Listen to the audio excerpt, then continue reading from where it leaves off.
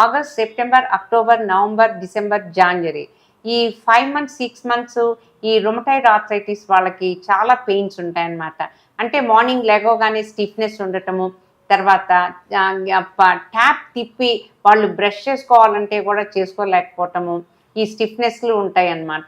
అది రుమటాయిడ్ ఇట్లాంటి ఏదైనా సిమ్టమ్స్ ఉన్నప్పుడు ఒక డాక్టర్ గారి దగ్గరికి వెళ్ళి చాలా పెయిన్స్ ఉంటున్నాయండి, చేతులన్నీ చాలా స్టిఫ్గా ఉంటున్నాయి, పొద్దున్నే నేను నా పనులు చేసుకోలేకపోతున్నాను అంటే యాంటీసీసీపీ లేకపోతే డిఎన్ఏ మామూలుగా మీ anti nuclear antibodies, ANA profiles, లేక అంత కాస్ట్లీ ఇన్వెస్టిగేషన్స్ వద్దు అనుకుంటే రుమటాయిడ్ ఫ్యాక్టర్, ఆర్ఏ ఫ్యాక్టర్ ఇలాంటివి చేసి మనకి రుమటాయిడ్ ఆర్థరైటిస్ ఉందో లేదో డిసైడ్ చేసుకోవాలన్నమాట.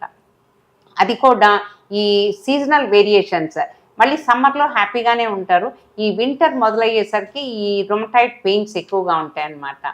సో ఎందుకు చేయించుకోవాలి అంటే ఈ రుమటాయిడ్ ఫ్యాక్టర్ పాజిటివ్ ఉండి మీకు 120 ఉండి యాంటీసీసీపీ 200 ఇలాంటివి ఉంటే మేము డిసీజ్ మోడిఫైయింగ్ ఏజెంట్స్ ఈ కాలంలో చాలా ఉన్నాయి, అలాంటివి పెడితే మీరు నార్మల్ అయిపోతారు.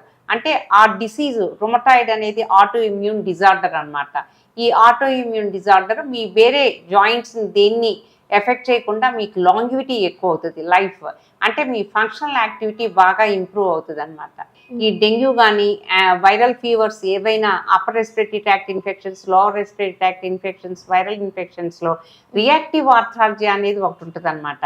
అంటే మోకాళ్ళు వాచిపోవటము, యాంకిల్ దగ్గర అంత స్వెల్లింగ్ రావటము, హ్యాండ్ స్వెల్లింగ్ రావటము, స్టిఫ్నెస్, బ్యాక్ ఏక్, షోల్డర్ పెయిన్, నెక్ పెయిన్ ఇవన్నీ ఉంటాయన్నమాట. 2 months అన్న మినిమం ఉంటాయన్నమాట.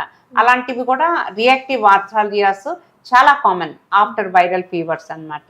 ఆస్టియోఆర్థరైటిస్ ఈ కండిషన్స్ ఎక్కువగా ప్రొఫైల్లో ఉండి పేషెంట్స్కి ఈ ఆర్థరైటిక్ ప్రొఫైల్ ఉంటే వాళ్ళకి డీజనరేటెడ్ స్పైన్ కూడా డీజనరేట్ అవుతుంది అనమాట.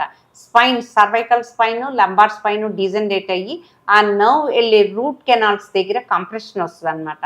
ఆ కంప్రెషన్స్ వచ్చి వాళ్ళకి తిమ్మిర్లు ఎక్కటము, అంటే లైక్ అంటే అన్ని లాంగ్వేజెస్లో రకరకాలుగా చెప్తారు, మొద్దుబారటము, తిమ్మిర్లు ఎక్కటము, షాక్ లైక్ సెన్సేషన్స్ ఇలాంటివి ఉంటాయన్నమాట. ఇది రాడిక్యులోపతీస్ అంటాం అనమాట.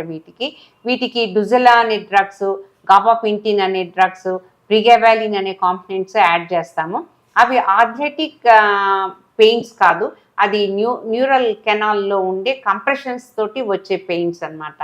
హాయ్ ఎవ్రీవన్, నేను మీ వేదిక. Please subscribe to Golgo Health. Don't forget.